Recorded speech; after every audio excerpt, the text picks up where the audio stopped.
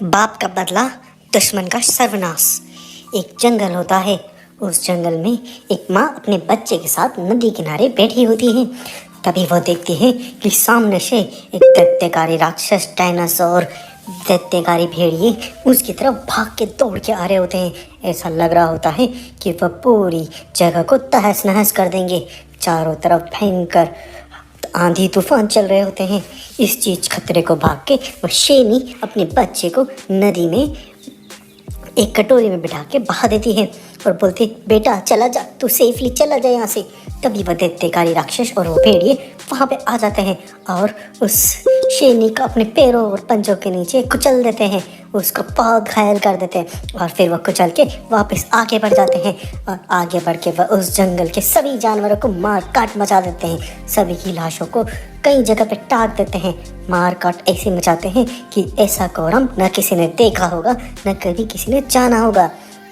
इतने कोहराम के बाद फिर थोड़ी देर के बाद जब उस जंगल का राजा शेर खान ढूंढता ढूंढता अपनी बीवी को आता है तो वह देखता है कि उसकी बीवी तो लहूलुहान पड़ी हुई है। उसको देख के वह तो एकदम बौखला जाता है। वह देखता है कि वहाँ से पास में एक राक्षस और भेड़िए और डायनासोर की सेना जा रही होती है। उसे समझ में आ जाता है कि इस सेना ने ही मेरे बीवी को मारा है और अब जंगल के बाकी जानवरों को भी नष्ट करने वाले हैं। इस चीज़ के लिए वह भागा भागा अपने भाई के पास जाता है। उसका भाई होता है बलवीर। बलवीर को जाकर बोलता है, अरे बलवीर भाई जल्दी चलो, तुम्हारे पास बहुत सारे तगड़े दूसरे शेर हैं, चलो जल्दी। कुछ राक्षस हमारे जंगल पे अटैक कर दिए हैं, उन्होंने बाकी निर्दोष जानवरों को मारे जा रहे हैं, तुम्हारी भाभी को तो वो मार ही चुके हैं, जल्दी चलो। तभी वहाँ पे जंगल के अंदर वह राक्षस और वह लोग कोहराम मचा रहे होते हैं। तभी सारे जंगली जानवर डर के एक जगह खड़े हो जाते हैं।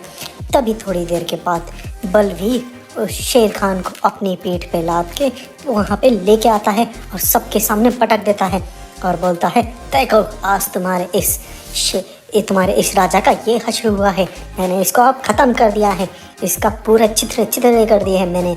अब से इस जंगल का राजा मैं हूँ, मैं ही रहूँगा अब इस जंगल का राजा। इस तरह से बलवीर उस जंगल का राजा बन जाता है। वहीं दूसरी तरफ जो बच्चा नदी में बहता हुआ जा रहा होता है, तभी वहाँ पे नदी में एक जो भालू होता है वह मछलियाँ पकड़ रहा होता है। मछलियाँ पकड़ते पकड़ते उसकी नज़र शेर के बच्चे पे पड़ती है। तब शेर के बच्चे को बाहर निकाल लेता है। वह देख के बोलता है, अरे इतना मासूम बच्चा है, इसको किसने इस तरह से पानी में छोड़ दिया? बाप रे, कितना क्रूर मंजर रहा होगा जिसकी वजह से इस बच्चे को यहाँ नदी में इस तरह से छोड़ना पड़ा। चल बच्चे, मैं तुझे पालता हूँ। उसके बाद वह भालू उस बच्चे को पालने लग जाता है, उसको पारी शिक्षा दीक्षा सब कुछ देता है। इस तरह से जंगल में दिन कट रहे होते हैं। वहीं पे जो बलवीर होता है वह जंगल पे राज करने के बाद जंगल के जानवरों पे बहुत अत्याचार करता है। सारे जंगल के जानवर उसके अत्याचार से बहुत ही परेशान होते हैं और बहुत ही दुखी होते हैं। वहीं पे वह बच्चा भालू के साथ आराम से बड़ा रहा होता है। वहीं एक बार एक जंगल में एक सफ़ेद कलर की शेरनी चुपके रह रही होती है। वह चुपके अपनी ज़िंदगी बचा के गुफा में आती है। उस गुफा के अंदर एक गाय भी होती है। तभी वह दोनों आपस में बातें कर रहे होते हैं। वो बोलते, अरे बहन, मुझे जंगल में इतना छुपके रहना पड़ रहा है, क्या करूँ मैं। तभी वह गाय भी उससे बात करती, अरे बहन, जब तक इन दुराचारियों का नाश नहीं हो जाता तुमको ऐसे ही चुपके रहना पड़ेगा। वास्तविकता में ये जो शेरनी होती है वही शेरनी होती है जिसका वो राक्षस अटैक किए होते हैं। उस राक्षस के अटैक करने के बाद वो बहुत घायल हो जाती है। उस घायल अवस्था में वह गाय उसको देख लेती है तो वह गाय उस शेरनी को ले जाके अपनी गुफा में ले जाती है और उसका पूरा इलाज करती है। और दूसरे जानवर उसको पहचान ना पाए, महावीर उसको पहचान नहीं पाए, इसलिए उसको सफ़ेद कलर में वो नहला देती है। वह रानी शेरनी भी गाय को बोलती है, तूने मेरी उस समय जान बचाई, तेरा बहुत बहुत धन्यवाद, लेकिन मुझे अब मेरा बेटा चाहिए। मेरा बेटा कहाँ मिलेगा? उसे ढूंढना पड़ेगा, कहाँ होगा मेरा बेटा, पता नहीं। तब वह गाय बोलती है, अरे चिंता मत कर रानी जी, आप इस जंगल की रानी हो, आप ही आगे भी रहोगे, आप चिंता मत करिए, हम आपके बच्चे को ढूंढ ही लेंगे, कहीं ना कहीं तो मिलेगा।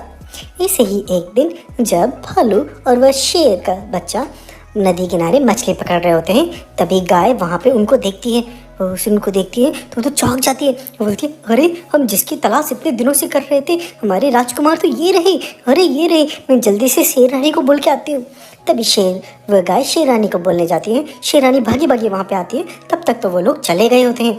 तब शेर रानी बोलती, अरे गाय रानी, अब वो लोग कहाँ ढूंढे हमारे बच्चे को। तब गाय बोलती, अरे कुछ नहीं, इस नदी के किनारे ही तुमने छोड़ा था ना, चलते हम इस नदी में ही नाव बना के, हमें कहीं ना कहीं आपका बच्चा मिलेगा। उसके बाद वह शेर रानी और गाय नाव में बैठ के अपने बच्चे को ढूंढने के लिए निकल जाते हैं। जैसे ही वो नदी में आगे जा रहे होते हैं, तभी एक किनारे पे उसे वह भालू और शेर दिखाई देता है। तब वह शेरनी और वह गाय भागी भागी भालू और शेर के पास पहुंचती है।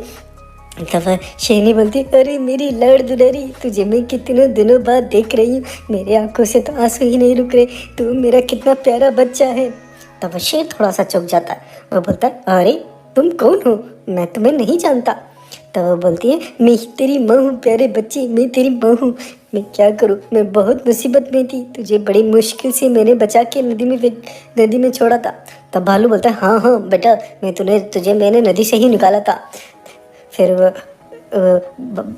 गाय बोलती है, अरे बच्चा देखो, तुम्हारी माँ पे उस समय बहुत कहर बीतता था, तुम्हारी माँ पे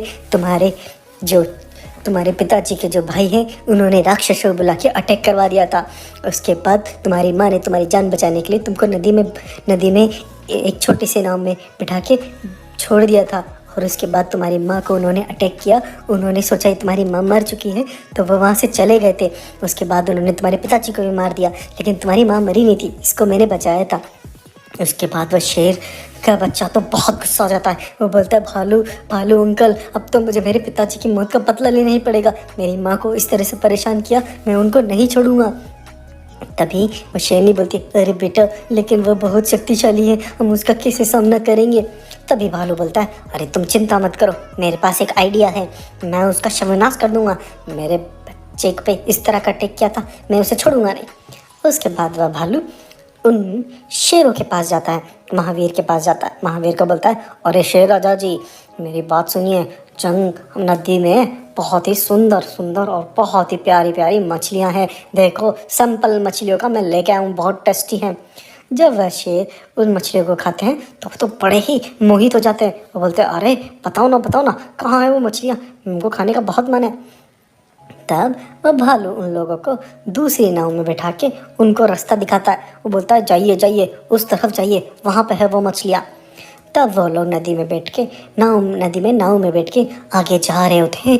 तभी वो उस जगह पे जाते हैं सारे, उस महावीर की सेना, और वो तभी वहाँ पे मगरमच्छ उन पर अटैक कर देते हैं। मगरमच्छ उनको चित्र निकालते जाते हैं। उसकी पूरी सेना को खूब सारे मगरमच्छ वहीं पे खा के नस्त नाबूद कर देते हैं।